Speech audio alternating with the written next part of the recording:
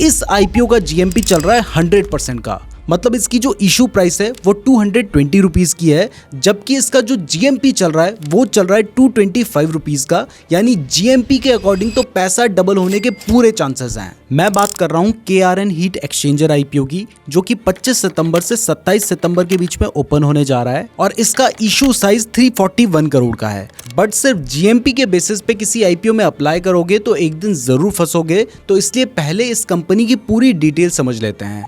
लेकिन क्लियर कर दूं कि ये वीडियो सिर्फ एजुकेशनल पर्पसेस के लिए है, ये कोई भी बाय या सेल रिकमेंडेशन नहीं है। तो सबसे पहले इसके बिजनेस की बात करें तो ये company fin and tube type heat exchanger बनाती है। हीट एक्सचेंजर बेसिकली इस तरीके का एक डिवाइस होता है जिसके अंदर हीट क्रिएट होती है और फिर उस हीट को फैन के थ्रू बाहर फेंक दिया जाता है। तो ऐसी सभी इंडस्ट्री जहां पर हीट क्रिएट होती है वहां पर इसके प्रोडक्ट का यूज होता है, जैसे कि एसी, रेफ्रिजरेटर, पावर प्लांट या फिर कार का इंजन। और इन सभी डिमांड को केटर करने के लिए ये कंपनी कॉपर एंड एल्युमिनियम के अलग अलग साइज के हीट एक्सचेंजर बनाती है। और इसके जो प्रोडक्ट्स हैं उसको डेकिन, श्नाइडर, किर्लोस्कर और ब्लू स्टार जैसी कंपनीज खरीदती हैं। इसके अलावा ये अपने प्रोडक्ट्स को यूएसए, यूएई, यूके, चेक रिपब्लिक और जर्मनी जैसी कंट्रीज में एक्सपोर्ट भी करती है। अब एक्सपोर्ट या प्रोडक्ट को सेल करने के लिए उसको बनाना भी पड़ेगा, तो इसके लिए इनकी 7800 स्क्वायर मीटर की मैन्युफैक्चरिंग फैसिलिटी नीमराना राजस्थान में है। तो अब आपको इसका बिजनेस समझ आ गया है, तो चलिए अब इसके आईपीओ की डिटेल्स जान लेते हैं। तो मैं आपको पहले ही बता चुका हूं कि ये आईपीओ 25 से 27 सितंबर के बीच में ओपन होने जा रहा है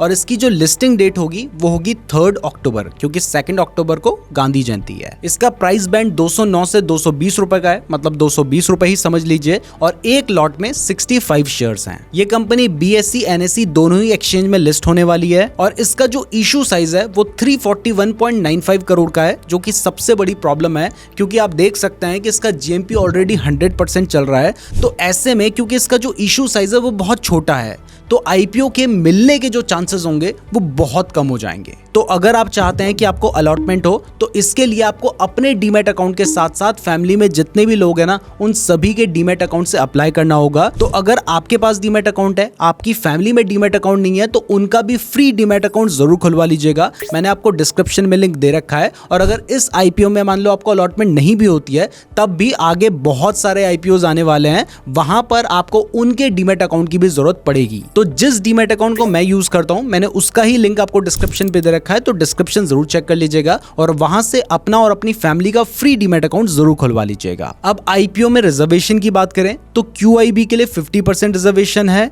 एचएनआई के लिए 15% रिजर्वेशन है और बचे हुए रिटेल इन्वेस्टर्स के लिए 35% रिजर्वेशन है। तो आईपीओ की डिटेल्स तो आपको मिल गई हैं, लेकिन ये जो पैसा कंपनी रेज कर रही है, इस पैसे का कंपनी करना क्या चाहती है, ये भी हमारे लिए जानना बहुत ज्यादा जरूरी है। तो देखिए, जो भी पैसा कंपनी रेज कर रही है यानी 341.95 करोड़, ये पूरा का पूरा फ्रेश इशू है। यहाँ पर कोई भी ऑफर फॉर सेल नहीं है, यानी कोई एग्जिस्टिंग इन्वेस्टर अपने शेयर्स को नहीं बेच रहा है। तो ये जो पैसा होगा ये कंपनी के पास ही जाएगा। तो इस पैसे का यूज कंपनी दो तरह से करने वाली है। पहला है, कंपनी अपनी wholly owned subsidiary KRN HVSC products limited के लिए एक नई मैन्युफैक्चरिंग फैसिलिटी सेटअप करना चाहती है नीमराना राजस्थान में ही, तो इसके लिए उस पैसे का यूज किया जाएगा।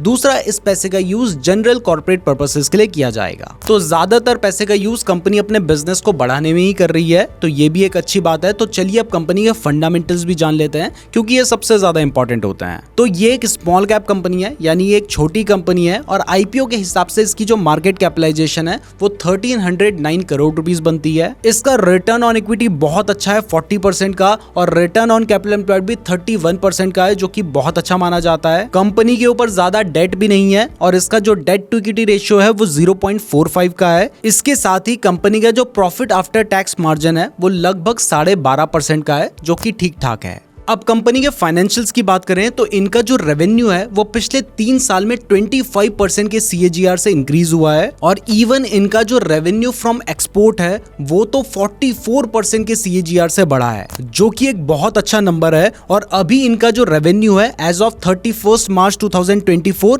वो 313 करोड़ का है। इनके पास लगभग 258 करोड़ की एसेट्स हैं और ये कंपनी प्रॉफिटेबल है, जिसमें इनका जो प्रॉफिट आफ्टर टैक्स है वो 39 करोड़ का है। अब अगर इसके पीई की बात करें तो आईपीओ के हिसाब से इसका जो पीई है वो लगभग 25 का बनता है, यानी आईपीओ के टाइम पर इसकी जो वैल्यूएशन है वो थोड़ी ठीक ठाक लग रही है। यानी अगर मैं आपको समराइज करूं तो कंपनी के फंडामेंटल्स अच्छे हैं, बिजनेस भी कंपनी का अच्छा है, और इवन ये जो हीट एक्सचेंजर का मार्केट है ये पिछले 4 साल में 10% के CAGR से ग्रो हुआ है। तो आईपीओ तो अच्छा है, लेकिन इस कंपनी में कुछ रिस्क भी हैं और वो भी एज एन इन्वेस्टर आपके लिए जानना बहुत ज्यादा जरूरी है।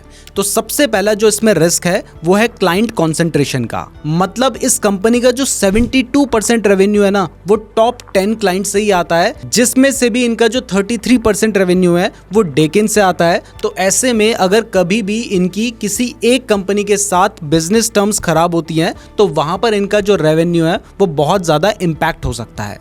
तो ये एक रिस्क है। और दूसरा रिस्क ये है कि कंपनी के पास वैसे तो बड़े बड़े क्लाइंट्स हैं, जैसे मैंने आपको डेकिन बताया था, किर्लोस्कर बताया था, ब्लू स्टार बताया था, बट इनमें से किसी भी कंपनी के साथ इनका लॉन्ग टर्म कॉन्ट्रैक्ट नहीं है। तो इनके ये जो कस्टमर्स हैं ये जब चाहें इनसे प्रोडक्ट लेना बंद कर सकते हैं, और ऐसे में कंपनी का जो रेवेन्यू होगा वो बहुत ही सीरियसली इम्पैक्ट होगा, जिससे इनके बिजनेस के ऊपर इम्पैक्ट पड़ सकता है। और फ्यूचर में जब कंपनी लिस्टेड होगी तब इनके शेयर की प्राइस में भी बहुत ज्यादा इम्पैक्ट पड़ सकता है। तो अब आपको इस आईपीओ के बारे में पूरी जानकारी मिल चुकी है, इसमें अच्छाई क्या है, कमियां क्या है, इसका जीएमपी क्या चल रहा है, ये सब कुछ आपको पता है। तो आप खुद डिसाइड कर सकते हैं कि आपको इसमें अप्लाई करना है या फिर नहीं। लेकिन एक बात का ध्यान रखिएगा कि अप्लाई तो कर लोगे लेकिन मिलने के चांसेस बहुत कम होंगे। तो अगर आप चाहते हो कि आपको अलॉटमेंट हो तो इसके लिए आपको बहुत सारे डीमैट अकाउंट से अप्लाई करना होगा। तो फैमिली में सभी का डीमैट अकाउंट फ्री में जरूर खुलवा लीजिएगा, लिंक डिस्क्रिप्शन पे दिया गया है। वीडियो पसंद आई है तो वीडियो को लाइक और चैनल को सब्सक्राइब जरूर कर दीजिएगा। और अगर आप स्टॉक मार्केट के बारे में बिल्कुल बेसिक से सीखना चाहते हैं तो आप ये वाली वीडियो देख सकते हैं।